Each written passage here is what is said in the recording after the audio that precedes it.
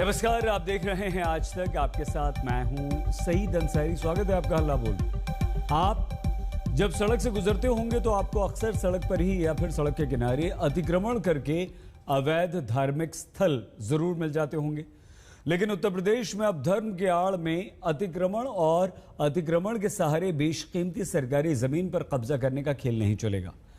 बताया जा रहा है कि इसे रोकने के लिए योगी आदित्यनाथ की सरकार एक सख्त कानून ला रही है, जिसके तहत 3 साल की सजा का प्रावधान है। मुख्यमंत्री योगी आदित्यनाथ ने उत्तर प्रदेश में अपने अधिकारियों को हाईकोर्ट के आदेश पर अमल करने का बहुत साफ सख्त आदेश दे दिया है।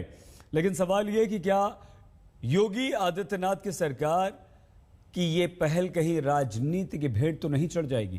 कहीं इस पर वोट बैंक की राजनीति तो शुरू नहीं हो जाएगी?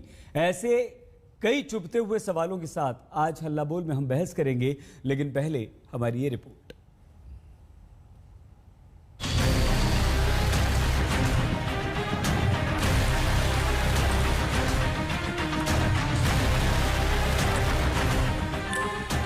अवैध धार्मिक स्थल पर प्रशासन का डंडा चला तो बवाल मच गया। बाराबंकी में जमकर पथराव हुआ, लेकिन योगी सरकार एक्शन के मूड में।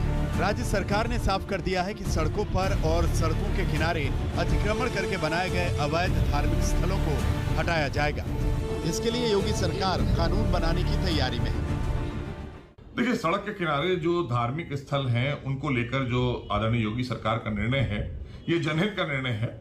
और धर्म भी यही बताते हैं कि जनता के हितों के लिए कोई चीज बाधा नहीं बनना चाहिए। और जनहित के लिए अगर कोई निर्णय लाया जा रहा है तो सर्वधर्म के लोगों को उसका स्वागत करना चाहिए। और ये एक ऐतिहासिक फैसला है, क्योंकि 2011 में भी माननीय सर्वोच्च न्यायालय ने भी देश के कहा है कि 2011 के बाद मना कर दिया गया था कि रोड साइड में इस तरह की सार्वजनिक जगहों पर इस तरह के कोई भी निर्माण कार्य नहीं कराए जाएंगे। उसके बाद भी हुए हैं तो उसकी रिपोर्ट मांग ली गई है सभी जिला अधिकारियों से। 14 तारीख तक वो शासन को रिपोर्ट सौंप देंगे और उससे पहले के जो बने हैं उनको शिफ्ट कर दिया जाएगा, ताकि जनता को कोई परेशानी ना आए।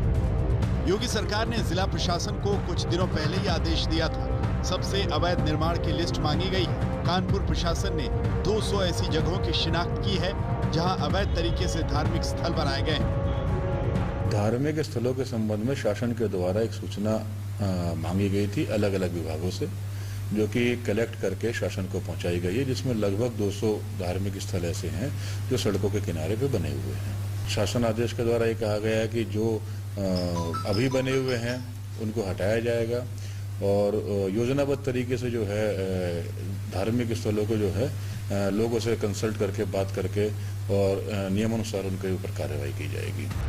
यूपी राज्य विधि आयोग ने ऐसे अवैध धार्मिक स्थलों को लेकर सीएम को प्रस्तावित कानून का ड्राफ्ट सौंप दिया है। आयोग ने 3 श्रेणियों का प्रस्ताव दिया। पहली श्रेणी एक नियत समय से पहले बने धार्मिक स्थलों को नियमित करने की सिफारिश, जिसमें ट्रैफिक को लेकर कोई बाधा नहीं। दूसरी श्रेणी ऐसे धार्मिक स्थलों को शिफ्ट कराने या छोटा कराने की सिफारिश की गई। तीसरी श्रेणी एक नियत समय के बाद बनाए गए धार्मिक स्थलों को हटाने की सिफारिश की गई।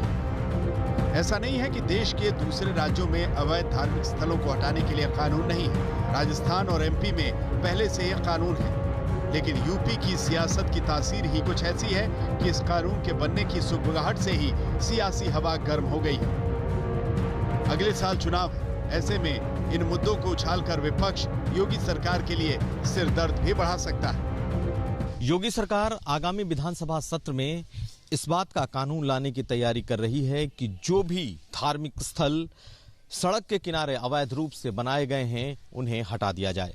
बाकायदा विधि आयोग ने अपना यह प्रस्ताव योगी सरकार को सौंप दिया है और सरकार न सिर्फ इस पर आगे बढ़ चली है बल्कि अब ये कानून का शक्ल भी लेगा। यानी कि 2011 के बाद से जितने भी धार्मिक स्थल सरकारी जमीनों पर सड़कों के किनारे बनाए गए हैं और जिनसे ट्रैफिक की समस्या हो रही है वो सब हटा दिए जाएंगे और बहुतों को उनके पहले वालों को नियमित करना होगा।